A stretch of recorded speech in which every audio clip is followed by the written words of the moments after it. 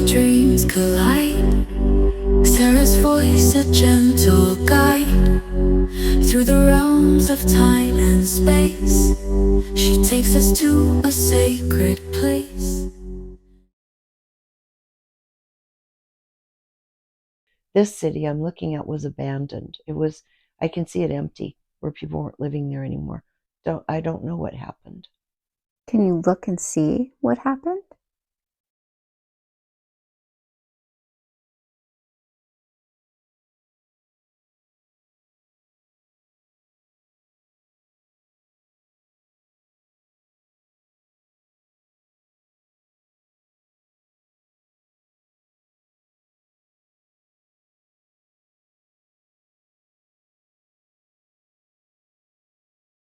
I don't want to.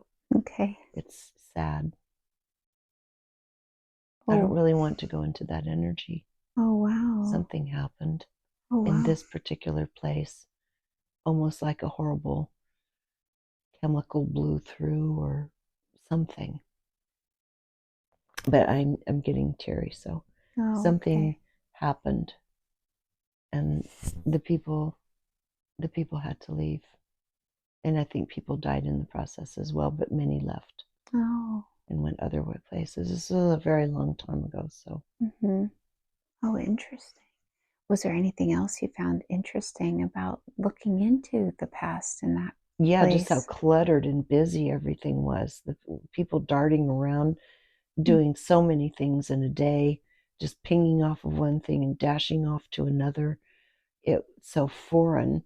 It's just junky and cluttered and reactive and dense and exhausting. Just utterly exhausting to watch what people are doing. Just wearing themselves out. Just almost, it just seems stupid going from one thing to another, and it's not all necessary. Some of it is voluntary. Doing all these things voluntarily to make their lives busier that aren't necessary. It seems like the necessary stuff is overwhelming as it is. No less to go do voluntary things to make your life busier. Like, what do you notice? What kind of voluntary things are they doing that make their life busier? Well, the first thing I see is people are just in a studio, like a dojo, learning judo and all kinds of things. You wouldn't consider them bad things, just a lot of things, just doing a lot of things. And the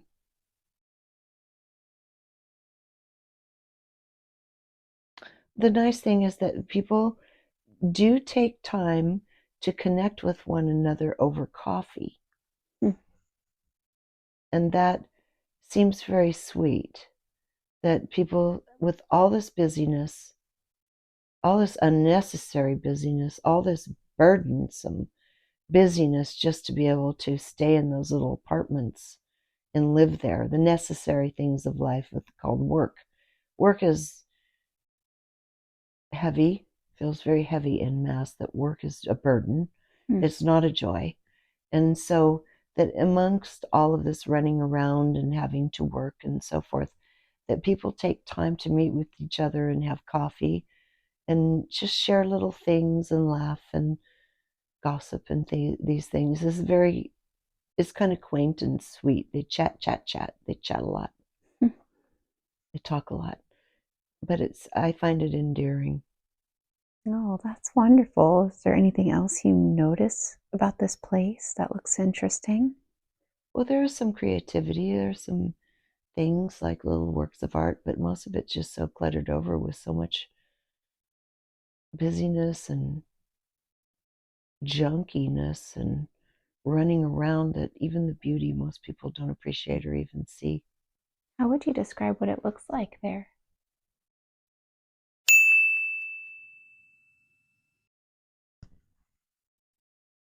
Maybe like the not too posh districts of New York City, where people are just living and doing their lives and scurrying about. But from this vantage point of cleanliness, openness, quiet, superb food sources and good health and everything, it looks really toxic. What kind of clothes do these people wear? What do they... They're us. Okay. They dress like us. That's the modern world back then. Okay. Interesting. But man, it got so fast and so toxic on every level. All of the different grid systems were very toxic. Tell me about that. What else do you I'm notice? wondering if something must have happened with maybe like a solar event that fried the grid. Maybe something like that.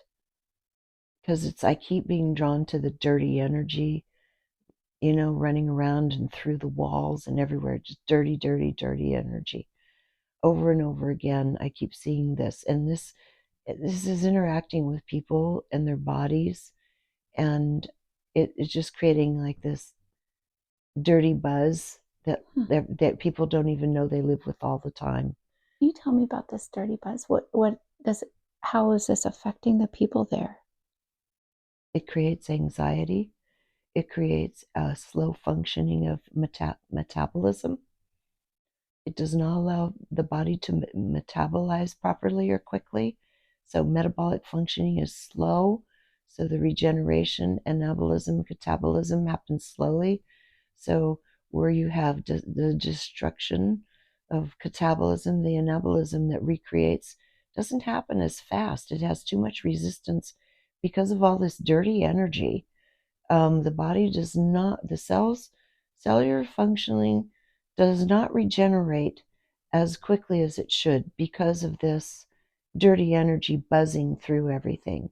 It actually interrupts what should be a very rapid and quick creative process within all the cells in the body. It's disrupting that. Oh, wow. And as an observer, can you look and just see, just as an observer, it won't bother you in any way, but can you see if something happened to cause this? Like Oh no, that's by choice. That's how we live. Oh. We lived exactly like that. That's how we humans live today. But can you notice if there was any sort of solar activity? Can you see that from your It vantage appears point? there was something like that because there's a crackling and nothing works anymore. Some people die, but a lot of people didn't. Can you see what kind of solar event?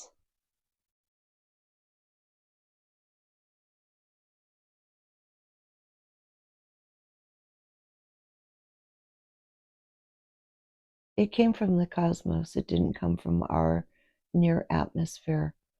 Whatever the event is that came and interfered with all the electricity came from the cosmos. I'm assuming it's a solar event looking at it. I wasn't there when it happened.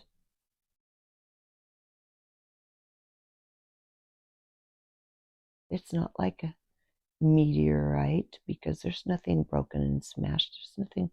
There's no destruction. It's empty. Something disturbed all of that energy because you can't hear any of it crackling anymore. When you look at it after, there is no electricity. Something disturbed that grid in that area.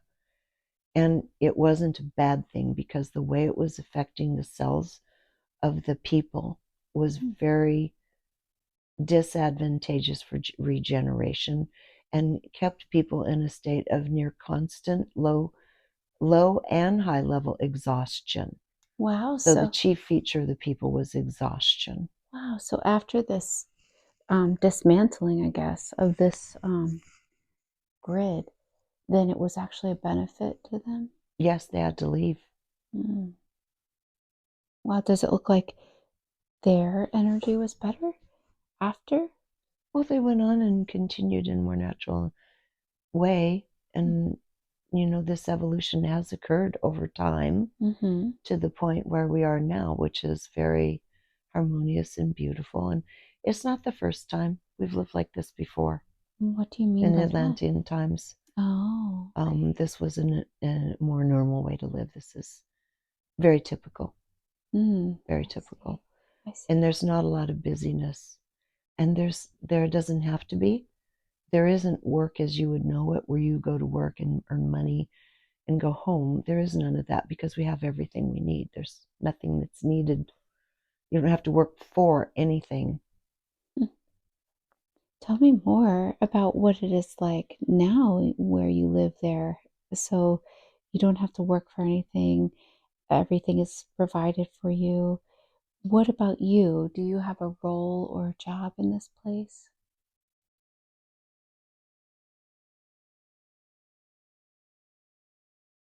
Healer. Tell me about that.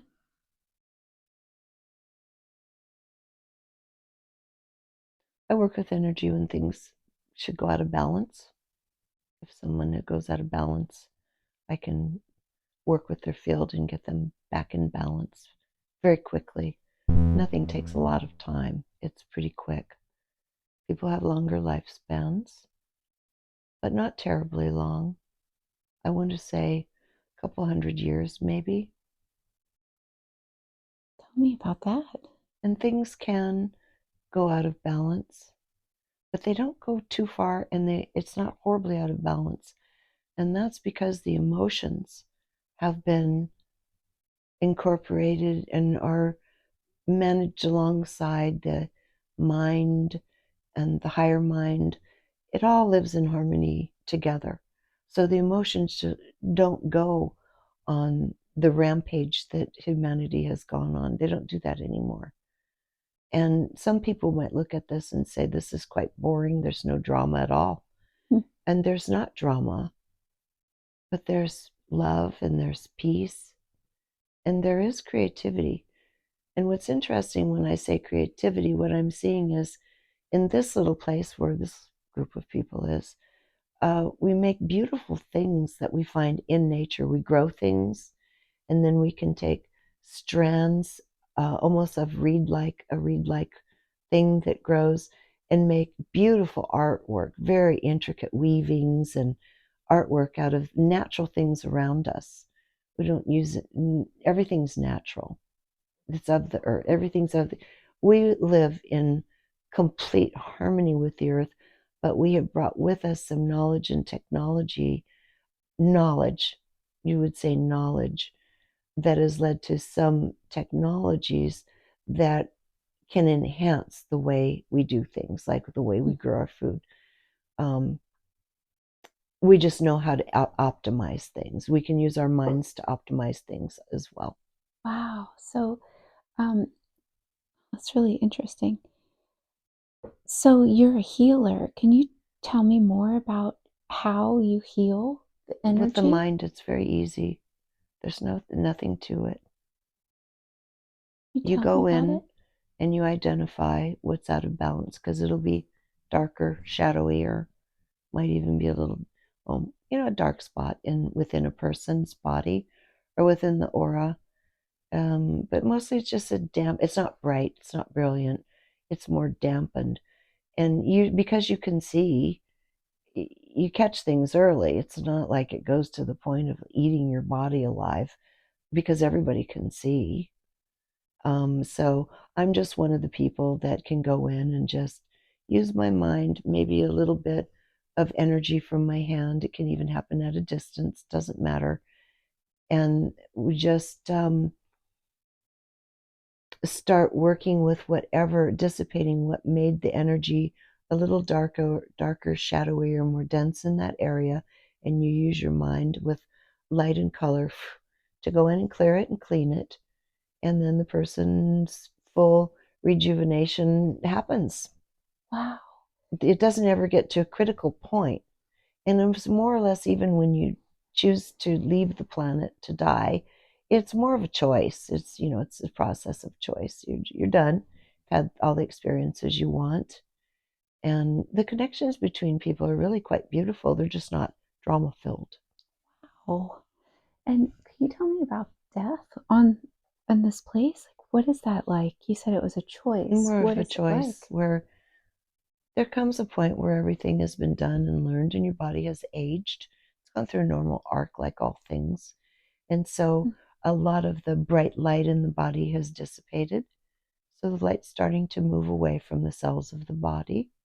And you can determine when that's happening, because there's more fatigue, less desire to be engaged in things. It's very natural. It's a winding down. and you don't feel the same amount of electricity running in your body or between your cells or organs. It's just the energy is softer and dissipating, not sending as many signals anymore for the vitality of the organs. And the cells are not revitalizing and reproducing any longer.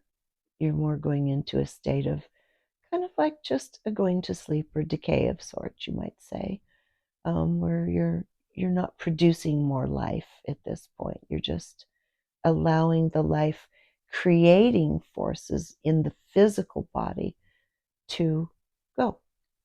Oh, wow. It happens over time anyway, but you just, toward the end, you just acknowledge, I feel the light and I feel the electricity leaving my body. And you just, everybody can see it. Everybody knows when someone's going to pass. It's fine. It's there. There's a lot of love and community, and you're all reading each other. You know what the other's thinking and feeling, and it's nothing clingy, nothing sentimental. It's like we've so enjoyed you, and vice versa. This has been a good experience, and then you go. Wow.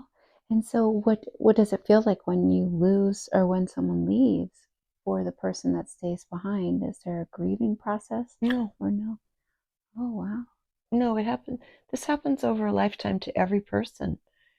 Everyone knows when their energy is rising, their light is rising, their electricity is rising, their potency sexually for procreation is rising, all those hormones we feel and see over an arc of time when everything's at its peak and everything just displays itself and works harmoniously together. And children are brought into the world and they're raised in group where there's conscious awareness of the child and what they've come to experience and learn. And they're open too, but their full telepathy doesn't kick in until they're just a little bit older. It's not from birth per se. It's a different kind of memory. It doesn't really kick in. They start vitalizing it around 6. They start becoming more potent, and the telepathic forces start kicking into where they're communicating telepathically by then, consciously. Oh, wow. And you said this was a different type of memory? No, only the one you're born with. That still exists a little bit in the past. It's still bringing Oh, in some of what was. It's a different kind of memory. It's not the telepathy. It's not telepathy. oh, You okay. can't transfer your thoughts to your caregivers as a Okay. baby. You don't have that much will and focus yet. You're in a soft space where the electricity and light is developing within the brain and the body and the systems, and it has to reach a bit of a critical place of light where you have will that can be directed. So you can choose, I'm now going to engage in this and start consciously, telepathically communicating with others in a conversation. Your needs can be known, that's fine, but where you're having actual conversations, projecting your thought and receiving theirs, it starts happening more with more will and intent around 6. Oh, wow. And do you get a sense why around 6? No, Oh, that's and just when it happens. It's a what significant amount of light, electricity, and development. that's interesting. Are there schools or how are the children taught? No, no, they're taught by one another and by the group, by the family. If there's something that needs to be learned or understood, like healing, for example, you would have someone like myself that can teach someone who has been born into the path of healing. You just start playing and teaching the small things initially, and it's not very long before they're up and running. By the time they're in their pubescent years, they're quite capable of doing the things that they've come to do. Oh, that's beautiful. It's wonderful. Is there anything else about your society that looks interesting or that is important?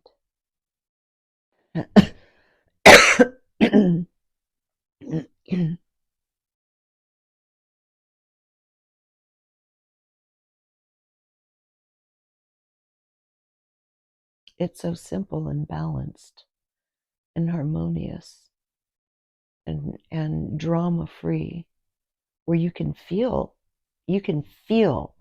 everything. You can go out and feel like in the beginning and merge with the plants and the trees and the water.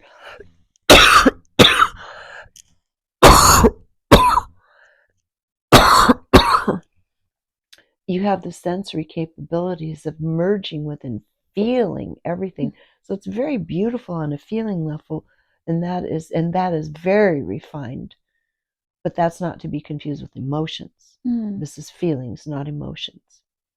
So there's a glory in being able to go into project your energy to merge with the energy coming out of a certain blossom, for example, or a fruit, or a little animal, just to touch with their energy and feel them, not occupy them like before. That's not done anymore. You can't occupy them. Why is that not done anymore? You notice what happened? Because they're sovereign. It wasn't understood in the way past when we did this. It wasn't understood. The beings that became the human beings didn't understand that this caused damage. They just did it because they could, and it was fun, and it seemed like there was a certain amount of permission. But over time it was understood, you don't project your energies into another sovereign being. It's not the right thing to do. But you can go and merge with their field and experience.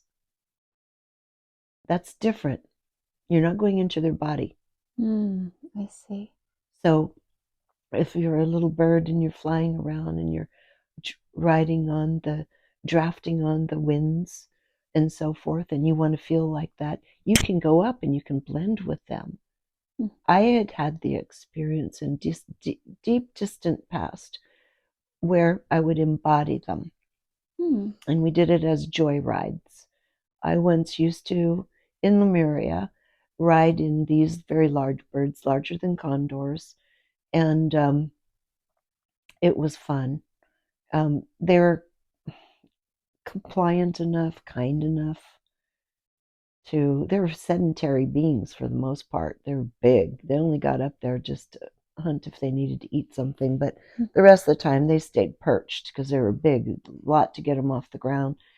And so sometimes we'd make an agreement with them and get out of our bodies and then go into their body. And they would take off and they would just soar around, but not for purpose, not to go eat something, just to soar.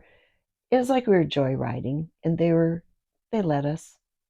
We didn't harm them. We were grateful. We were laughing. We had good, bubbly, fun energy. I mean, our energy was excited, and I think maybe that was okay with them because it was a very uplifting energy that occupied them in that moment.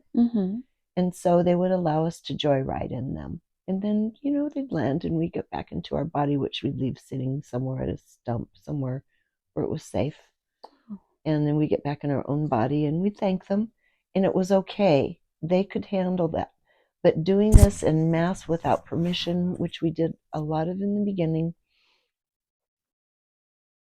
we already know that didn't work out well. It wasn't good. So now it's a more refined process. You can still go flying with a bird, but you project your consciousness into the bird's field and experience surrounding the bird. So it's as though you're flying with them, and you can feel the updraft under their little wings, but you're not in their body. Where before I could feel the wind under my wing, under their wings, how it felt in the wind physically. It's do you understand the difference? Yeah. You can have the experience, but you can't have it in their bodies anymore. Right. Whether it's a flower or a bird or some other little sweet thing, But you can merge. You can merge your energy of your fields, the aura, so to speak. Wow. Huh. Amazing. So you can have all these incredible experiences. So we have that sensory world of these beautiful fruits. And I mean, things are delightful on our tongue. Everything is so fresh and clean with live enzymes. We're really quite full of light. Our cells are full of light from these foods. And they reproduce rapidly until we go into the very end of the aging process. They replicate. Our cells replicate rapidly and carry a lot of light. So we're hardy. We can walk and run long distances if we want to. You know, we have each other and we make love, and, you know, there's sound. There's music and sound that's made. But tell me about the sound. well, it's a little different.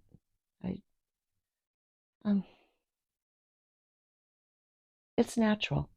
More natural sounds from natural things that you can make instruments out of, but fine, very fine, like you would have of the finest flutes that you can make from whatever kind of product that grows from the land. But it's very beautiful. Everything is very, very light, much more light. There's nothing dense and dark. In fact, I can't see any darkness. I don't even see dark behavior. I don't see any of that. Wow, that sounds so beautiful. Well, it is, but I think that many people would say how boring. Where's all the stuff? You know, where's the entertainment? You know, where's the drama? I think a lot of people looking into this would think, well, that looks kind of boring. But it's not, because our minds can travel to so many places. Right. Like with a little coffee drink, you can go out and meet your little gremlins and have them tell you stories. Then in the pyramid, you can project yourself out into kind of an infinite variety of timelines to research your own historical past or future, and bring back elements for your own understanding, for your own kind of growth, expansion, maturity, experience. You know, you can do that easily inside the pyramids because of the incredible focused nature of the energy you create with the mind to be able to go into various timelines. So it's there's actually quite a lot to do, but it's all within you, and it's within your mind and the matrix of your soul and higher mind and emotions and body. So it's very beautiful. I mean, just imagine how beautiful it is to be able to go and blend with the field of the most beautiful blossom, and you're surrounded in its scent. Everything, it just surrounds you, and the frequency of that scent takes you up. You can ride up into that frequency of that scent, whether it's an herb or whether it's a spice or whether it's a flower. You embody that energy. So you can literally go day after day into worlds of incredible experience by simply being able to blend with the field of all these living things. Oh, There's no shortage amazing. of entertainment. If you just are feeling a little off, like your light's a little dull, and you want to go into the essence of a piece of citrus fruit that's just been, you know, torn open and all of the little molecules are splashing about, you can absorb your entire energy into those little blossoms of citrus that are flying into the air to correct your field. Does that make sense? Oh, yes. Oh my gosh, that sounds It's amazing. very beautiful. This is the future, but I don't know how far. I have no idea how far.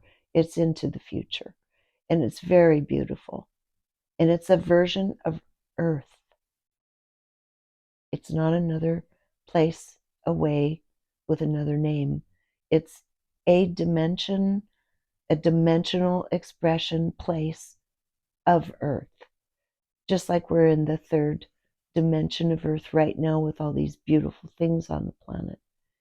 It's as though it's evolved in frequency, so we're on a higher, more fine dimensional version of Earth with a lot of the, you know, the same beautiful plants and things to smell and eat and heal with and everything. They're still there, but we get to experience them with our field. We don't have to even eat them per se. You just send yourself out into the field of the citrus vapors and bring back all that joy. Oh, is there anything else that you notice about this other dimension field of Earth that looks important or that's interesting to you? It's all interesting because you can project Amazing. far beyond it. You can go far back into the times of what are now cities. You can go up and out into other realities. I mean, you can with the pyramid actually go. We're from many places. Go to your home place, and I haven't done this, but it appears you can go with other people to their home places too. And do you get a sense where your home place is? I already know. Where? So it's a void. Oh, okay. And is there anything else that looks interesting when you project yourself back into the time period now that people are in and on the 3D Earth? Is there anything else that looks interesting? No, the main thing is how dirty the energy is. Wow. In the cities. Huh. The cities.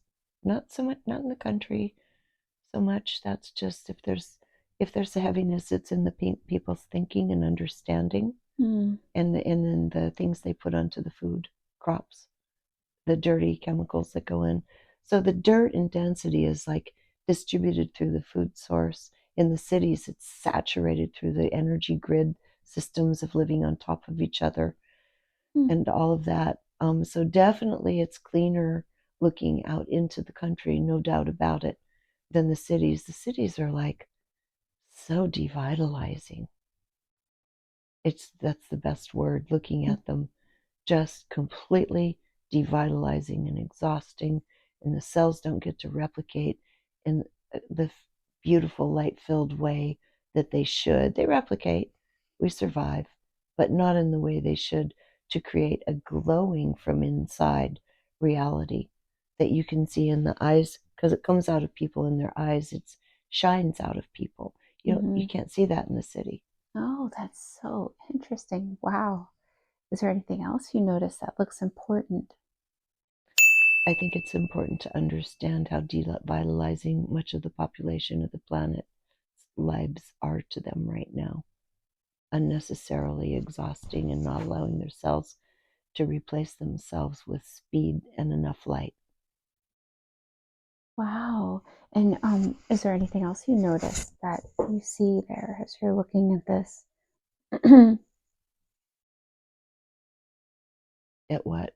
That looks important to notice. I mean, to say, as you're looking, you see that the people are really devitalizing themselves by living in these places, and so not only in the cities though, but in other places, it's mostly just the dirty heaviness of the thoughts. Of the thoughts, That's and also interesting. where they grow food.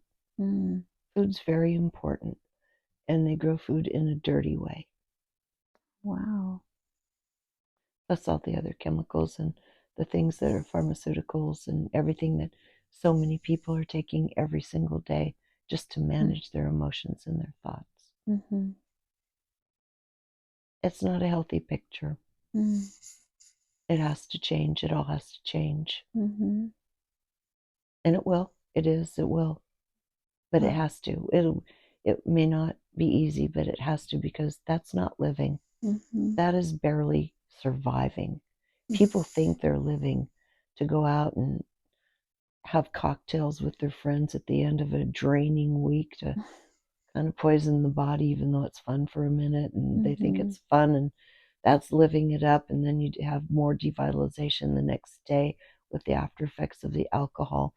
So again and again, taking pharmaceuticals, doing drugs of all kinds to feel like one is making choices and engaged with living and living it up and feeling good. But it's all compensation for an essentially devitalized way of life. Wow. Wow.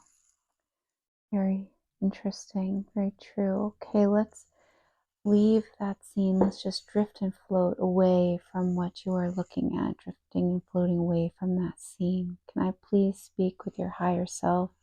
Now, please, can I speak directly with your higher self?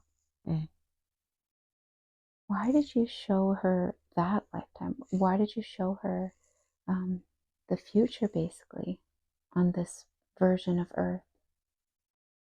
Because it's important to understand just how toxic that our lives on the planet have become, that it's so necessary for all of these very deep changes to occur. No matter what the price tag is and how painful it is, anything that moves us away from this kind of survival will be worth it in the end. And it's important to see just how unhealthy a situation we've created for ourselves en masse. And that doesn't mean everybody, but it means generally speaking, especially in densely populated areas. So it's important to know what's at stake, that is not living. And by looking at this other future, that's living. Everything is alive. Everything can be utilized. Everything can be chosen. What can people do during this time, though? I mean, with all this Nature. If anyone lives in a city or lives in a cloistered life where they're in an office building or in their own home office, day after day after day, and feel lethargic and feel that they simply are existing, nature will always be the antidote. So very important for people in cities and everywhere now to go out into nature and open up our feelings to the things, the trees and animals around us. Very, very important to go out into nature. This one doesn't do that enough herself. Oh, what do you want her to do? Go out and be in nature in the sun. Enjoy your beautiful world that you talk so much about and love so much. What would happen if she did that? There would be more energy, not as depleted quite as easily. A sustaining force from the trees and the sun and the plants. All of that create health and well-being and light within the cells. And so for her, everybody, but for her, she can run low on electricity. Her batteries can run low quite easily. And to know that help is just outside the door. Go out and be in it. And not just for her, but for everyone. How often would you want her to go outside? As often as she can. Every day, go be outside. You know how joyful and wonderful it is to sniff the air when it's raining, to smell the air, and the negative ions in the air, even on a rainy day, is so invigorating and healing. And why avoid that? Simply because they're raindrops. Water doesn't kill you. And so in all weathers, except for the ones that she can't handle, heat, that to be out as much as possible, to extend yourself out at least every day. You live in a beautiful world that's all there for your healing and integration and for balancing. And to not take advantage of it is silly. Well, if you were to give her an amount, like a prescription, how much exactly would she need to really make a difference in her life? I mean, how even to make a little? significant difference, 20 or 30 minutes a day. Oh, okay. It's not hours and hours, but if you can choose to go out for a little longer time and sit under a tree or have a picnic, that's fine, but not even a long amount. Okay, so like 20 or 30 minutes would be a significant help to her. Yes. Okay. Even that short amount. And everything else by desire to go longer, even better. Are there any other practices that you wish she would do that would greatly benefit her life? No, she already knows of a couple of small things she's aware. Okay. What advice do you want to give humanity while we're going through this intense experience? So we chatted about this. try to find one's way into nature as much as it's humanly possible to go into nature, because that is starting to rebalance the field. It'll help give stability and balancing to the field. Trees give tremendous balancing to the field. To be able to go and be with trees, I mean, this is something that is very personal. And to be with trees, just to be out, just to walk a little bit, just the right left motion, starting to bring the brain back into sync. Simple things like this. And so that you stay integrated in sane and sane during these times. Because the first thing that goes sideways is the brain. Well, the emotions first, arguably, it would appear to be, but it's actually the brain and the thought process disintegrating. It's not finding cohesiveness at this time, and that will become worse. You have to do your due diligence to maintain any kind of integrity with the mental and emotional bodies now. You have to work on it. Didn't have to be worked on consciously before. Now you have to work on it because, as you can see, huge rocks have been thrown into the field and the ripples are going out every direction, and they're creating huge levels of absolute fatigue and confusion. And when you're fatigued and you have a mind that is confused, bad decisions are made, bad reactions happen. So to stay clear of that, that's a choice. People can stay clear of this news, these dramatic events happening in the world, to the degree that they feel they can survive within their circle, but stay clear of it. Don't engage in it. And then engage in nature. And then, of course, simple practices like just sitting and breathing and meditating for even a moment or two to make sure that the brain can act in harmony. Bring the parts together, bring the mind, body, emotions, higher mind together, bring all the parts of the mind together as one, cooperating with each other. Because it's a very powerful, beautiful, complex. Parts of it are being deliberately co-opted to be distracted and go into anger and fear. That's what humanity has to avoid now to get through this. Avoid that kind of fear and that kind of anger. And it is a choice. The field can deplete you and make you feel tired, but you don't have to exacerbate it by then opening up and looking at all the news going on in the day, which is going to take you into further anger or despair, hopelessness. This is not good. Well, what if the news, what if you are following along with what's happening in the news really affects you, and you feel like you really want to know what's happening? Should you even look at the news or just stay away from it? Every individual has to see how this is affecting their mind, emotions, and body. If it's impacting it negatively and you cannot manage or control it, it's best to stay away. Better to be uninformed than to have no energy and become ill. That's really true. Okay, interesting. Many people don't need to know these things. Much of what's happening is a show that does not pertain to them. That's a really good point, too. It's just that we're addicted to wanting to feel as though we know. Is what they're portraying on the news correct anyway? No. Okay. It's not designed to tell truth. Is there any practice, like putting white light around yourself, that would completely protect you when you fly in a plane? No. Mm. If you get on the plane, you're going to have a collective experience. Mm. Although this one has some tricks. What are the tricks? When it gets super bumpy, she calls upon all of the more powerful guides to run ahead of the nose of the plane, energetically to run ahead of it, and so it breaks the effect on the nose of the plane, and the bumpiness stops. Which heavy players?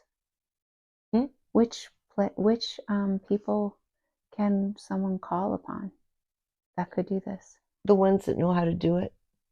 Just call upon the ones that know how to do this. Do they have names? No. Okay. The beings that know how to be able to work with velocity and air and all of that and can fly ahead of an airplane, literally project their energy ahead, so it almost creates this safe buffer from the elements. Just the way she just calls on the ones that are specialized in this. And would you please create a buffer so that the bumping stops? And more often than not, the bumping stops quickly. Oh, wow. Interesting. Interesting. Well, the people that do pass on these airplanes, were they contracted to do this, or is this? Many times, yes. They've agreed many times, but there are accidents where people should not have been on the plane but were. Accidents, and within a soul's experience, accidents do happen. True accidents that are unintended and not beneficial, but that's rare. Most of the time it's known. Interesting. Is there any other advice that you want to give humanity at this time? Just the same as before. To be able to gather your forces, keep your energy and light alive as best you can.